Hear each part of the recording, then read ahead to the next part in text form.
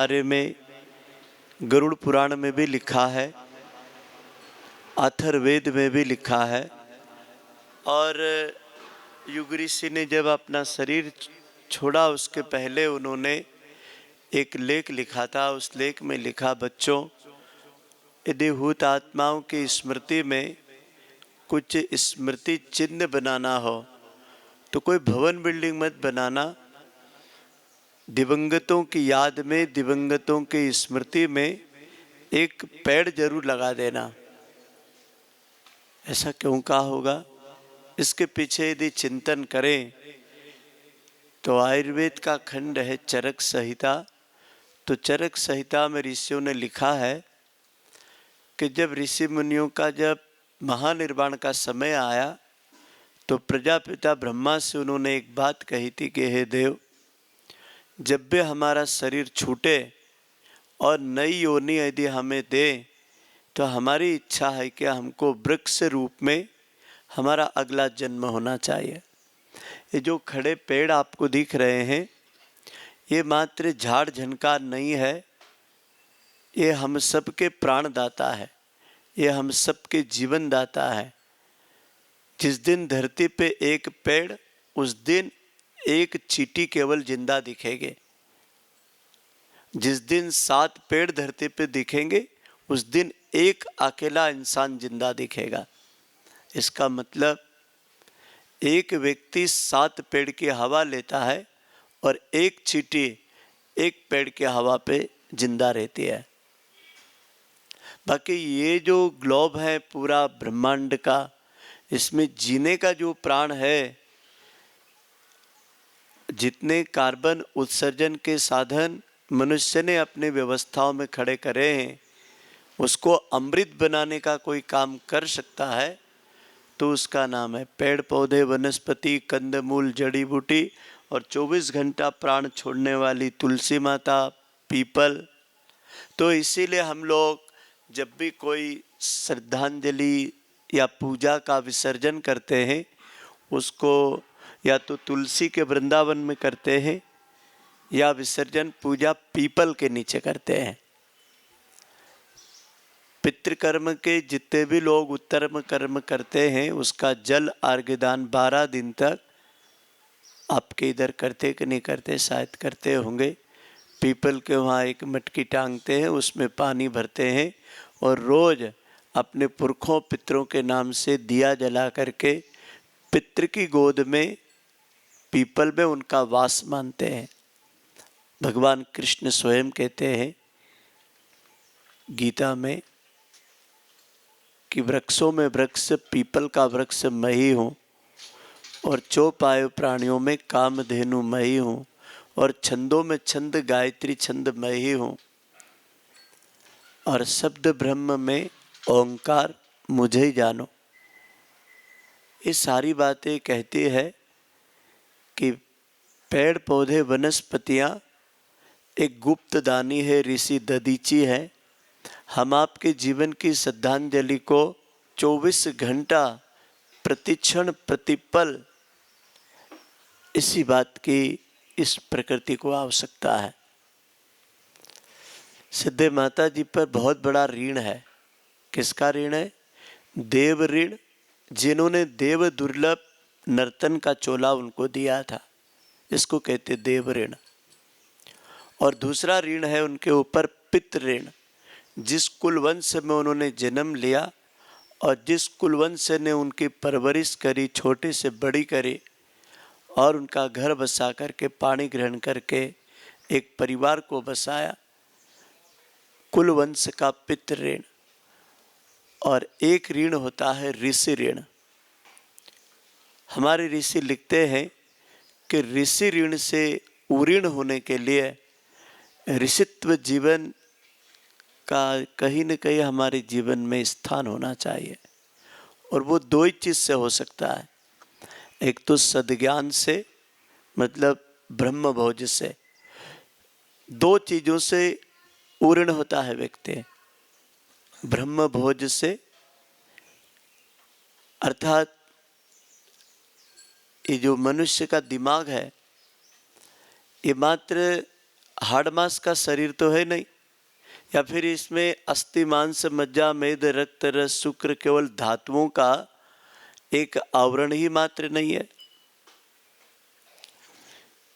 ये पंचभौतिक काया में एक बहुत बड़ी शक्ति छुपी हुई है, वह है विचार शक्ति, और विचार ही ब्रह्म है। विचारों को क्या कहा? ब्रह्म शक्ति कहा।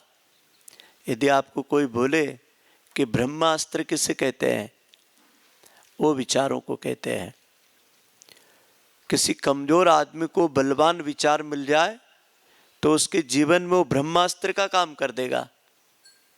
और यदि रिश्तों में किसी को तोड़ने वाले नेगेटिव अभद्र विचार मिल जाए तो फिर वो किसी जहर का भी काम कर देंगे।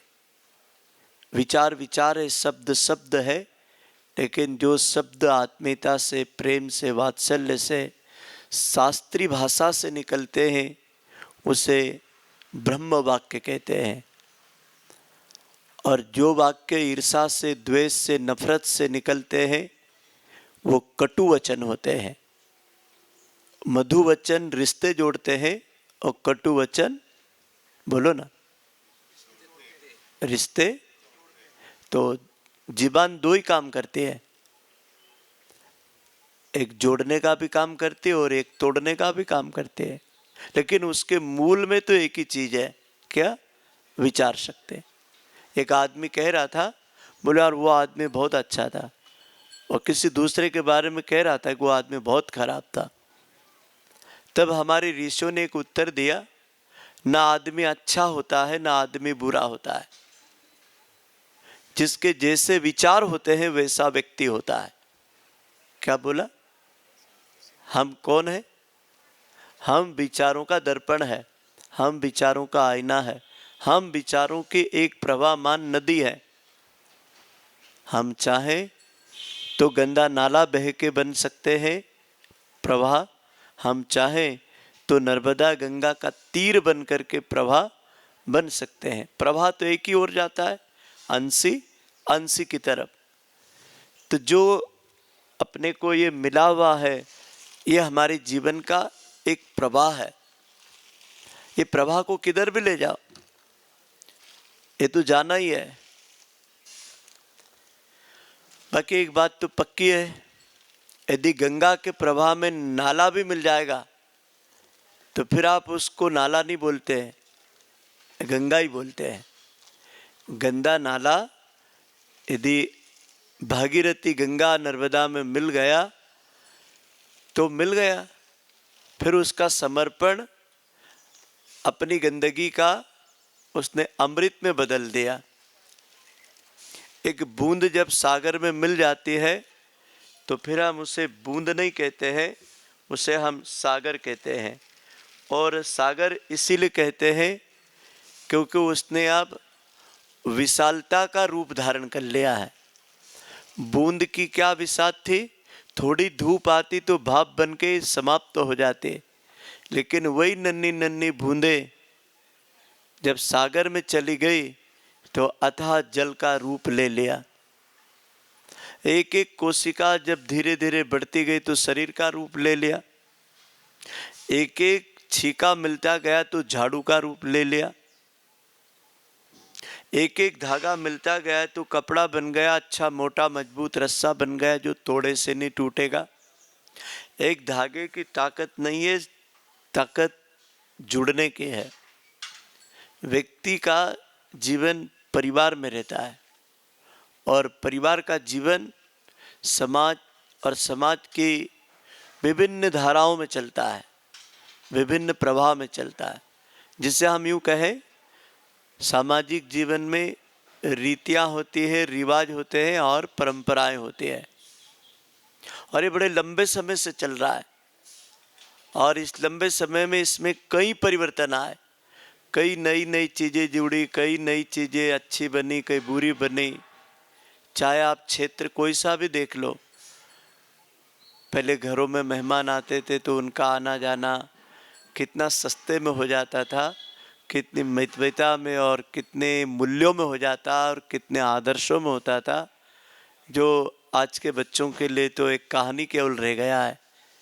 कि पहले मेहमान आता था, खटिया पे बैठता था, पूरे घर वाले उसके पास आके बैठते थे, फिर घर का कोई एक बुजुर्ग आता था, उसको मंगल तिलक करता था, उसको गुड़ और पानी दे करके उसकी थकान दूर करता था, और फिर 2 डायलॉग पूछे जाते थे, घर में कैसे हैं, सब अच्छे तो हैं, सब खैरियत तो है, आओ हाथ मुँह धो लो, थोड़ा आराम कर लो, भोजन करो। इतनी बात होने के बाद में उस को लगता था कि मेरे घर में कोई मेहमान आया है। आज तो आदमी का हर 10 साल में बदलते बदलते इतना जीवन छोटा हो गया है कि अब रिश्तों को निभाना आदमी के लिए होटल का मार्ग बन गया है। और आप सब देखते ही हैं, आज जितने भी कार्यक्रम होते हैं होटलों में होते, घरों में नहीं होते। क्या कारण हो गया? क्योंकि घर समाप्त तो हो गए, होटलें जिंदी हो गए, धर्मशालाएं जिंदी हो गए, परिवार समाप्त हो गए। ये दुख का विषय है।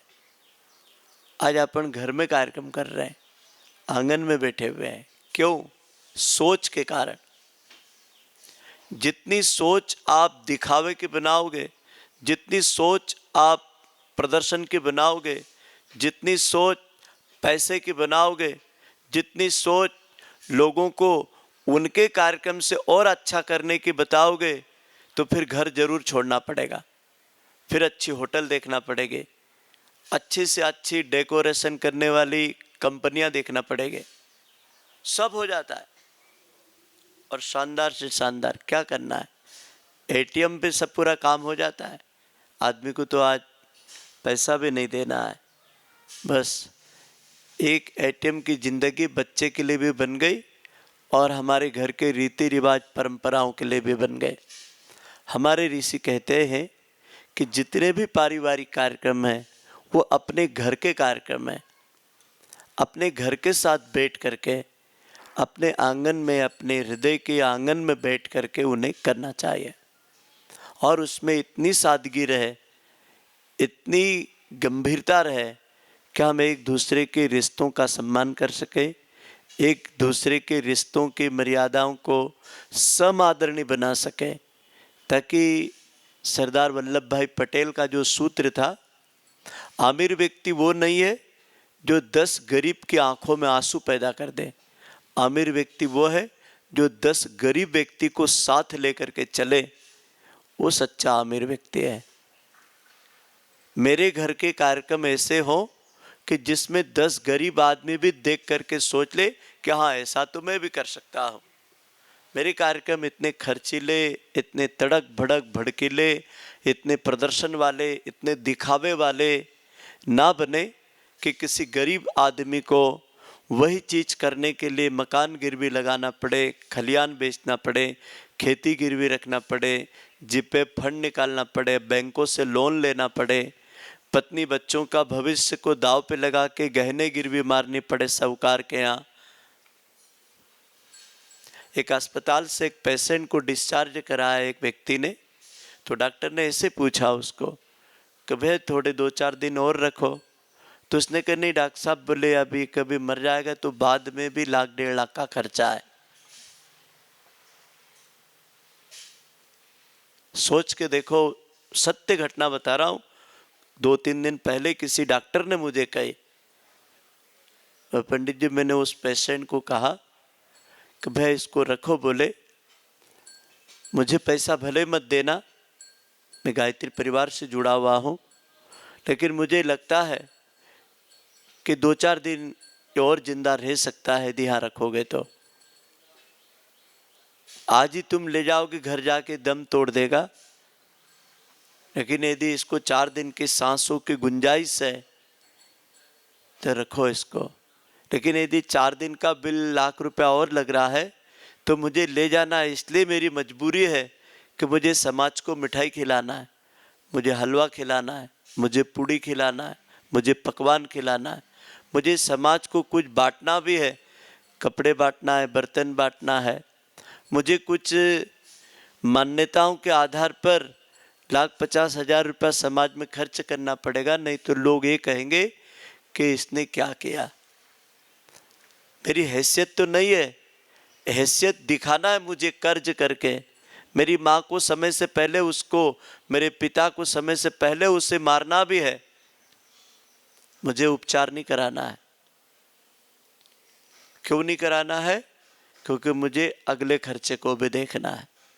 एक दिन ऐसा एक माहौल बन जाए समाज में कि अब हम परंपराओं की तुलना में विवेक को महत्व दें, और विवेक को महत्व देने के लिए किसी न किसी को आदरणीय भाई शिव कुमार जी शर्मा जी जैसा एक साहस करना पड़ेगा, आगे आना पड़ेगा।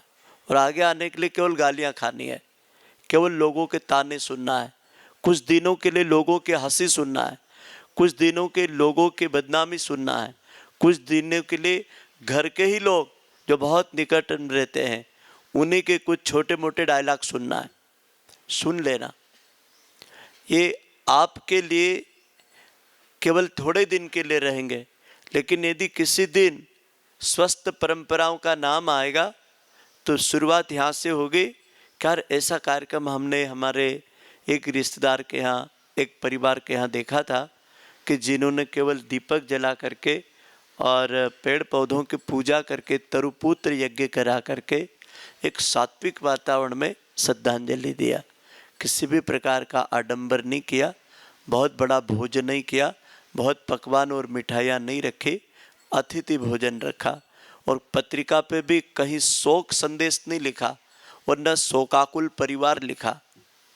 यदि ऐसा हम लिखते हैं तो भगवान कृष्ण झूठे हैं। भगवान कृष्ण गीता में कहते हैं अर्जुन को कि अर्जुन, इस धरती पे न तो कोई जन्म लेता है न किसी की मृत्यु होती है। और फिर अगली बात कितनी बड़ी कही कि शरीर जीर्ण शीर्ण कपड़े को जैसे आप बदलते हो, ऐसे ये आत्मा ये पुराने शरीर को बदलकर एक नया चोला केवल धारण करती है। मरा तो कोई भी नहीं। अच्छे शब्दों में बोलेंगे तो हम क्या बोलेंगे? क्या बोलेंगे? हमारे बीच से वो अमुक चल बसा, यही बोलते हैं ना? क्या बोलते? अब मान ले जाए कि किसी दिन मेरा भी आएगा नंबर तो क्या बोलेंगे? वो सेंधवा के पंडित जी चल बसे। मरा शब्द थोड़ी कोई बोलेगा। मरा शब्द तो छोटी भाषा का है। अच्छी भाषा क्या है? उनका महाप्राण हो गया, मतलब लघु प्राण का विराट प्राण में मिलना हो गया। और चल बसे, यहाँ से गए और दूसरे परिवार में जाके बस गए। तो बसना क्या बुरा है? और बसने को आपने शोक में कैसे बदल दिया? वो तो उत्सव था, वो तो पर्व था, उनके अगले जन्मदिन की यात्रा थी, इस जन्म की विश्रांति और अगले जन्म का आरंभ। मृत्यु को एक शब्द में कहें तो बस सूर्य अस्त और सूर्य उदय जैसी घटना है। इस जीवन का अस्त हुआ, अगले जीवन का सूर्य उदय हुआ। जैसे सूर्य अस्त सूर्य उदय के बीच का 12 घंटा है, ऐसा ही हमारे जीवन का भी एक कालखंड था, इस जीवन को जीने की यात्रा का। तो स्वर्गीय माता जी ने मान लो 82 साल का एक जीवन का पुरुषार्थ का अध्याय पूरा कर दिया, अगले अध्याय की यात्रा आरंभ कर दिया। तो वो तो फिर हमारी सद्भावनाओं की पात्र है, श्रद्धांजलि की पात्र है, मैत्री की पात्र है और कुछ रचनात्मक कामों की पात्र है। अतिथि उत्सव, अतिथि मिलन की भाषा है वहाँ तो यहाँ शोक करने योग्य कुछ नहीं है।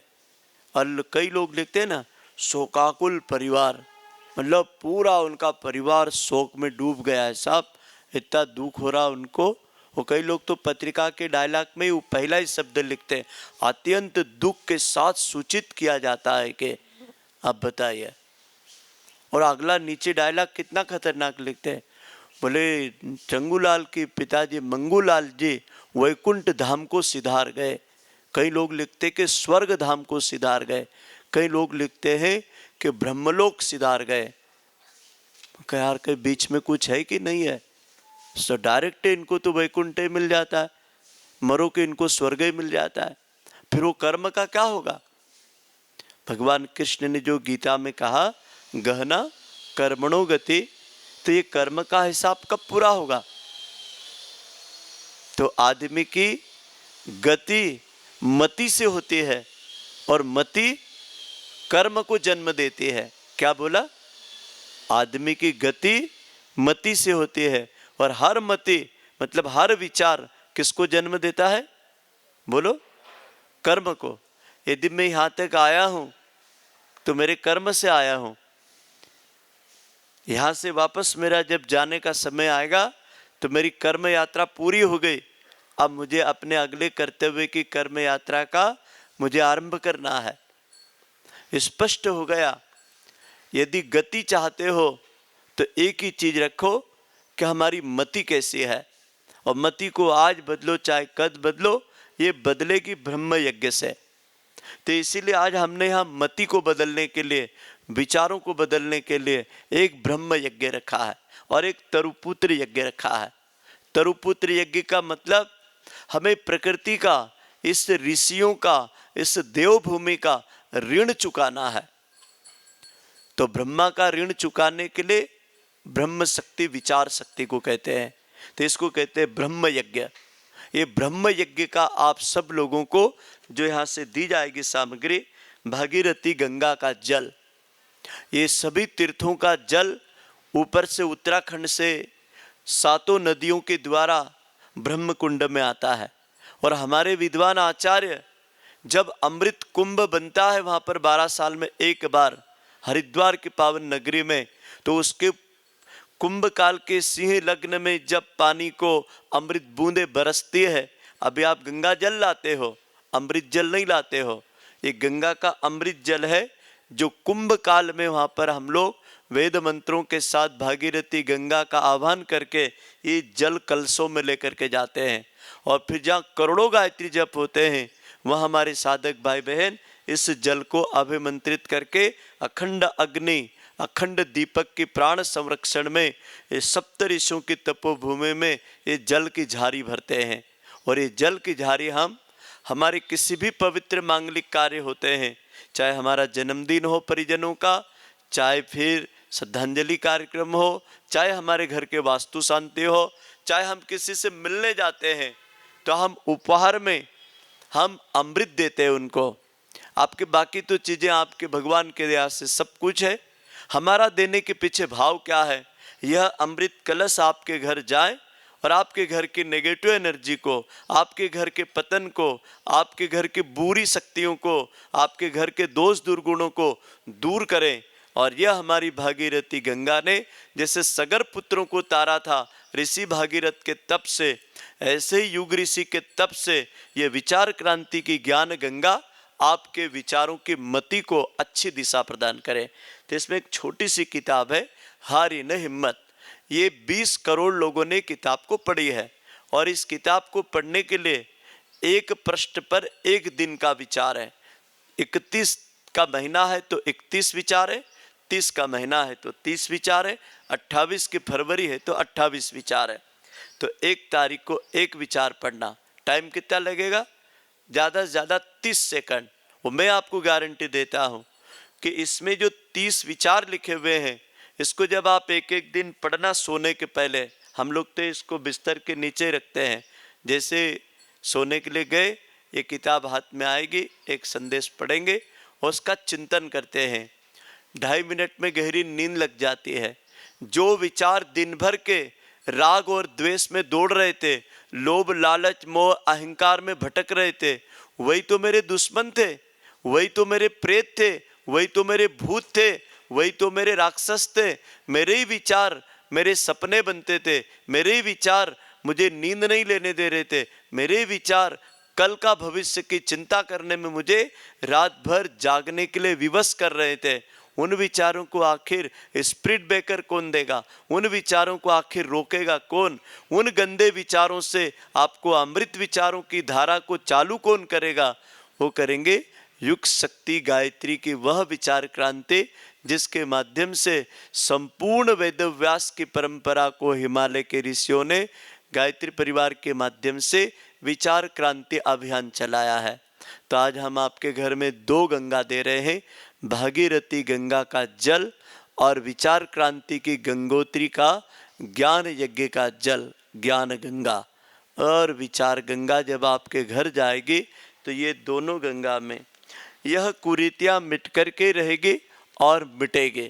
जब इस किताब को जब आप पढ़ोगे तो इसमें आज जो कुछ मैं बोल रहा हूँ, आज जो मैं कुछ करा रहा हूँ और भविष्य में जो कुछ आप करना चाहते हो वो सब कुछ इस किताब में है। तीनों बात मैंने बता दी। भविष्य की गलतियाँ ठीक करना है तो ये किताब आपको गाइड करेगी। वर्तमान में कुछ अच्छा करना है, विवाह कैसे करें, जन्मदिन कैसे मनाए, अपने घर के पर्व त्यौहार कैसे मनाए, उत्तर कर्म श्रद्धांजलि कैसे करें, सारा का सारा तंत्र ये आ गया। यह कुरीतियाँ मिट रही है और मिटेगी ही। ऐसा नहीं मैं कह रहा हूँ कि मिटने वाली है, इसको मिटना ही पड़ेगा। आप नहीं मिटाओगे तो आने वाली पीढ़ियाँ ऐसी आ रही है कि इस कर्म पर किसी को विश्वास नहीं बचेगा। एक पीढ़ी के बाद में अगली पीढ़ी ऐसी आती है जो नए सिस्टम से जुड़ जाती है। तो अभी से तैयारी करो, क्या हमारी भावी पीढ़ी को कुछ अच्छा दे दो, इन्हीं के सामने दे दो, ताकि ये कहे कि मेरे पिताजी एक अच्छी परंपरा के पक्षधर थे।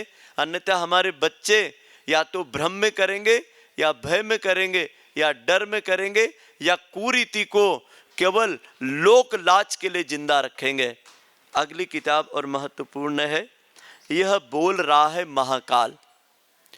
अभी आपको आश्चर्य होगा, पिछले 10 सालों में भगवान महाकाल धरती के ऊपर एकदम से विकराल रूप लेकर के आ गए। दोनों जगह आ गए, श्रद्धा में भी आ गए और काल में भी आ गए, मतलब समय में भी आ गए। अब दो समय आमने सामने खड़ा है, एक सज्जन शक्ति का, एक दुर्जन शक्ति का। तो दुर्जन शक्ति का एक ही काम है, कैसा भी हो एन केन प्रकारेण बस मिटना है, मिटाना है। उनको किसी से कोई भय नहीं है, न वो भगवान से डरते हैं।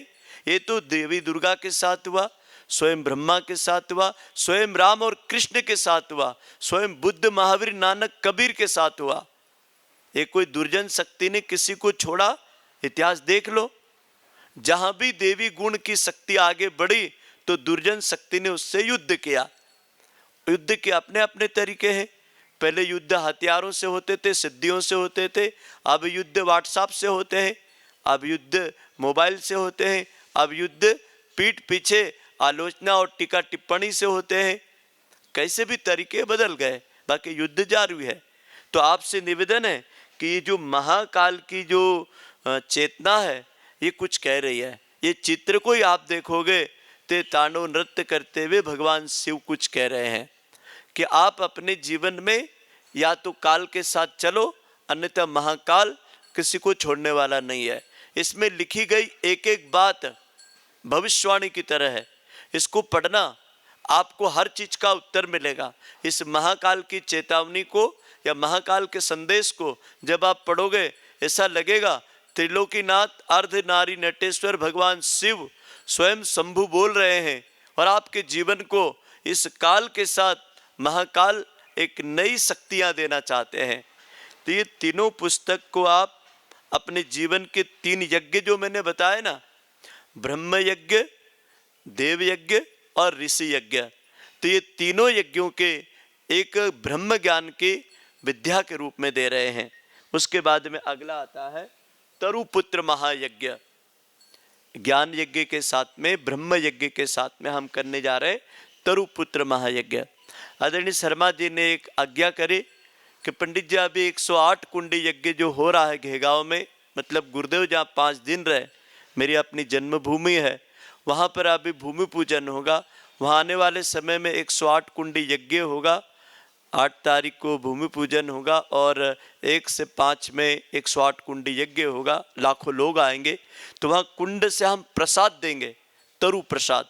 तो हमने आदरणीय शर्मा जी कहा कि जितनी माता जी की उम्र थे उतने वृक्षों का रोपण एक गांव में एक वृक्ष से लगवाएंगे, तो 82 गांव में हम आपकी माता जी को जिंदा करवा देंगे और एक एक वृक्ष जिंदा रहेगा। एक एक वृक्ष को आप देख सकते हो कि वहां पर वो माता जी की याद में कितने पंछियों को छाया दे रहा है, कितने पथिकों को धर्मशाला की तरह प्यार दे रहा है, कितने भूखों को फल दे रहा है और कितने मेघ की घटाओं को अपनी तरफ खींच करके जल की धार बहा करके नदियों को नीरा कर रहा है और कितने यज्ञ की समिधा बन करके जीवन साधना के साधकों को यज्ञ की अग्नि का सानिध्य दे रहा है।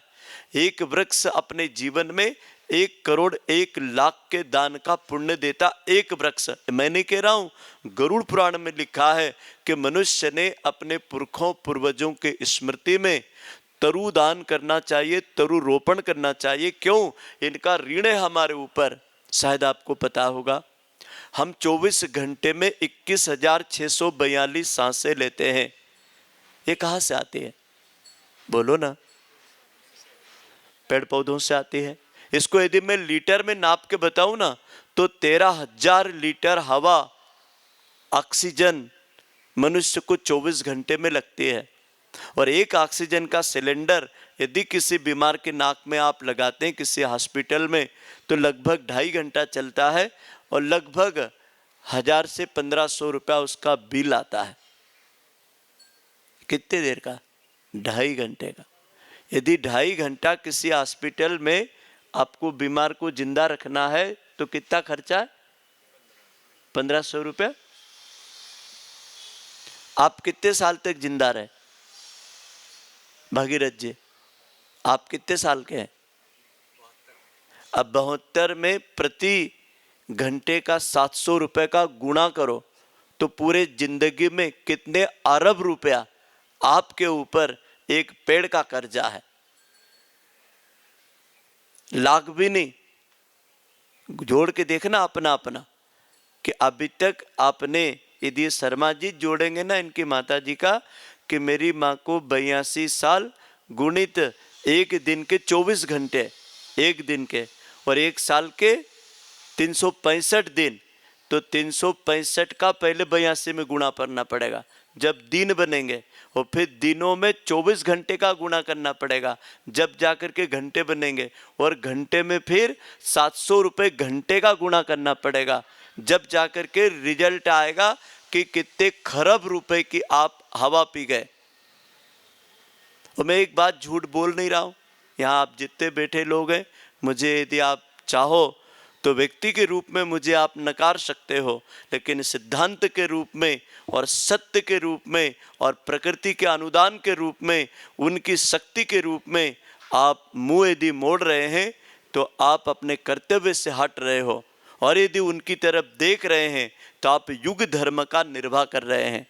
तो ये आज जो कार्यक्रम हो रहा है उसका नाम क्या है? युग धर्म का कार्यक्रम।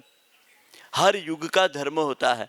किसी समय लोगों को अन्न नहीं मिलता था तो युग धर्म था, खूब खिलाओ लोगों को, बेचारे भूखे मर रहे हैं। किसी समय पानी का काल पड़ा था, अरे भाई पानी बांटो, बेचारों को प्याऊ खोलो, इनको पानी नहीं मिल रहा है। लेकिन वर्षा ऋतु में कोई मटका लेकर के किधर बैठेगा तो लोग सच में पागल कहेंगे, और गर्मी में यदि मटका लेके बैठेगा तो सच में उसको बुद्धिमान कहेंगे। ऋतु का धर्म है। और भाई वर्षा ऋतु में तो पानी की वैसी जरूरत कम है और जहाँ देखो वहाँ नदियाँ बह रही है, लेकिन जब गर्मी लगती है तो हम पेड़ पर भी मिट्टी का एक प्याला टांग करके चिड़िया पक्षियों को पानी देते हैं। वैशाख के महीने में देते कि नहीं देते हैं? क्यों देते हैं?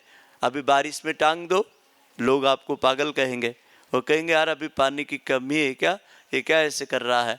मतलब धर्म किसके साथ होता है? ऋतु के साथ होता है, काल के साथ होता है, परिस्थिति के साथ होता है, और धर्म युग का होता है। तो इस युग का धर्म आप निर्वाह कर रहे हैं। तो इस युग के धर्म के निर्वाह में आपने 2 यज्ञ किए, ज्ञान यज्ञ और प्रकृति यज्ञ। तो प्रकृति यज्ञ होता है तरुपुत्र महायज्ञ से। तो ये दोनों यज्ञ में आप लोगों की भागीदारी आपके पुरखों और पितरों को भी शतांश पुण्य देगी, मेरी गारंटी है। क्यों? क्योंकि आपने एक सकारात्मक सोच के साथ जुड़ करके आपने भी भाव उसमें मिला दिए हैं। तो आप जितने भी लोग यहाँ बैठे हुए ना, इसका खूब प्रचार करना। जो आज विचार आपने सुने, जो आज कार्यक्रम देखा, इसको अन्य लोग अपने जीवन में अपनाना। और मैं तो कहूँ वसीयत लिख देना, एक कागज के ऊपर वसीयत लिख देना कि भी तो शरीर छूटेगा। मैंने तो 16 साल की उम्र में मेरी वसीयत लिख दे। कितनी साल में? हाँ, 16 साल में मेरे को मालूम पड़ा ध्यान के द्वारा कि ये शरीर नश्वर है और तुम्हें ये बदलना है।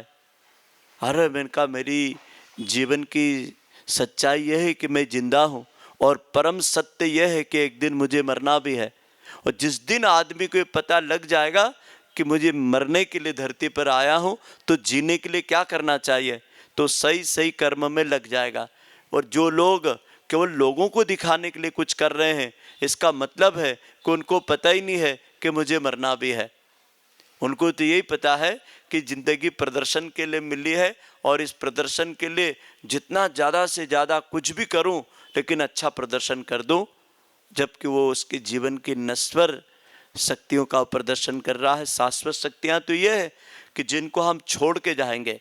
आज ये ज्ञान यज्ञ हो रहा है, एक नन्हा सा विचार किसी की यदि कुमति को बदल दे तो जो बंदूक और हथियार उठाने वाला था वो माला उठाने लग जाएगा, वो रोटी उठाने लग जाएगा जो कल किसी की रोटी छीन रहा था।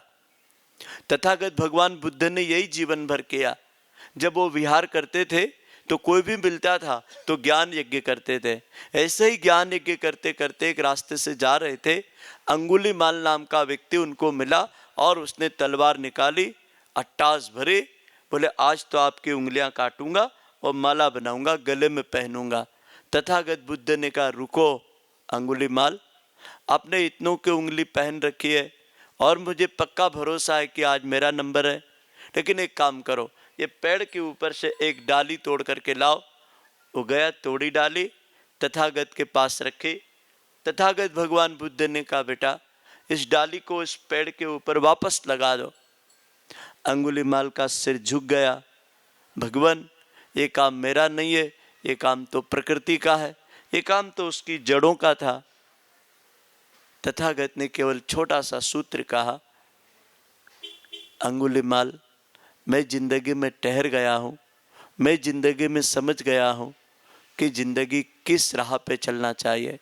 तुम कब ठहरोगे, तुम कब रुकोगे, तुम कब समझोगे। इतना बोलते देर लगी कि अंगुलीमाल अपने हथियार नीचे रखता है और दूसरे ही क्षण क्या बोलता है, धम्मम शरणम गच्छामि, मैं धर्म की शरण लेता हूँ, आज से अधार्मिक कार्य। धर्म का मतलब कोई मंदिर मस्जिद नहीं है, कोई पूजा पाठ नहीं है। धर्म का मतलब कर्तव्यों का पालन करना, उत्तरदायित्व और जिम्मेदारी से जिंदगी जीना। बोले आज से जीऊंगा। संघम शरणम गच्छामि, अबे जंगलों में मारा मारा फिरना, लोगों की उंगलियां काटना आज से नहीं करूँगा, संघ परिवार के साथ रहूँगा। बुद्धम शरणम गच्छामि, अज्ञान को मैं त्यागता हूँ और बुद्धि के ज्ञान यज्ञ की शरण लेता हूँ और आज से कुमार्ग छोड़कर सुमार्ग का रास्ता अपनाता हूँ। और वो व्यक्ति क्या बना, बौद्ध धर्म का सबसे बड़ा बौद्ध भिक्षु बना, बौद्ध प्रचारक बना। इतना ही नहीं, पूरा एशिया बर्मा क्षेत्र में अकेले उस कल के शैतान ने आज का ऋषि जीवन जी करके अपने पिछले जीवन के सारे पापों का हिसाब पूरा कर दिया।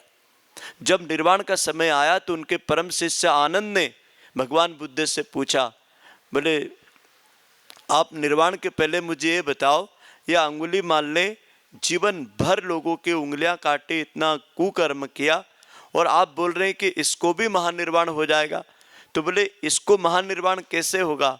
तब भगवान बुद्ध ने कहा, बोले हर रात को मौत होती है, हर सुबह नया जन्म होता है और इसने अपने सत्कर्मों से अपने पिछले गलतियों का इतना बड़ा प्रायश्चित की माफ़ी मांग ली और इतने सारे शुभ कर्म कर लिए कि वो शुभ कर्मों के पुण्य प्रभाव से इसके दुष्कर्मों की उम्र घट गई है और इसने महानिर्वाण का रास्ता अपने पुण्य कर्मों से स्वयं बना लिया।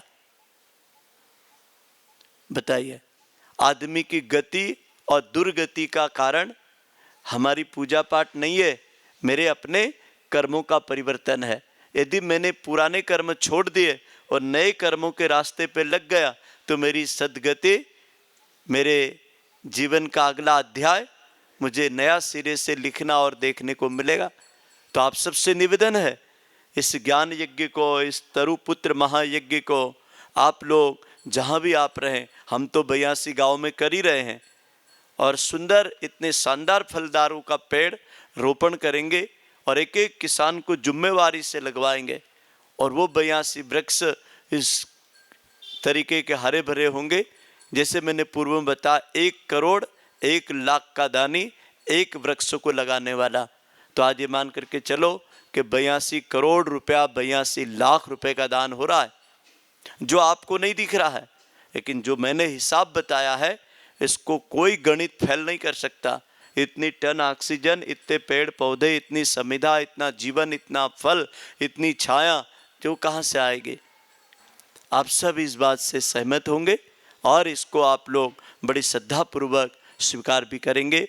और मैं बहुत सम्मान से चिरंजीव अभिषेक जी को, इस पूरी सभा में एक युवा धन को बड़ी गहराई से धन्यवाद दूंगा कि उन्होंने इस कार्य को करने के लिए अपने माता पिता, अपने रिश्तेदारों को, सबको पता नहीं कितना जवाब देना पड़ा होगा, पता नहीं आप लोगों ने इसको हृदय से स्वीकार किया कि नहीं किया।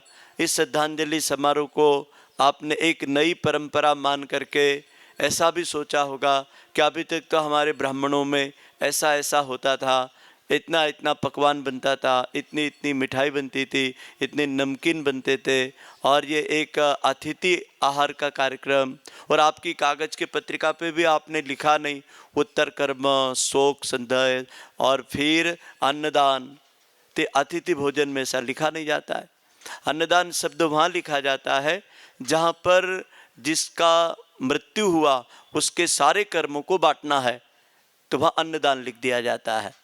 और हमारे शास्त्र में कहते हैं जहाँ मृत्यु का भोज होता हो वहाँ पर गिद्ध भोजन नहीं करना चाहिए। क्यों? क्योंकि वो तो बांट रहा है, और यहाँ ऐसा नहीं है, ये अतिथि भोजन है, ये मृत्यु भोज नहीं है। क्योंकि मृत्यु भोज तो हम करवाते ही नहीं है। मृत्यु भोज उसे कहते हैं जिसमें पकवान परोसे जाते हैं, निमंत्रण पत्रिका पे भी लिखा जाता है कि साहब उत्तर कार्य उपरांत अन्नदान का कार्यक्रम, तो वो है मृत्यु भोज। और मृत्यु भोज उस मृत्यु के निमित्त बनाया जाता है, ये निमित्त भी नहीं बन रहा है। क्यों? क्योंकि इन्होंने तो ज्ञान यज्ञ रखा है, श्रद्धांजलि रखा है।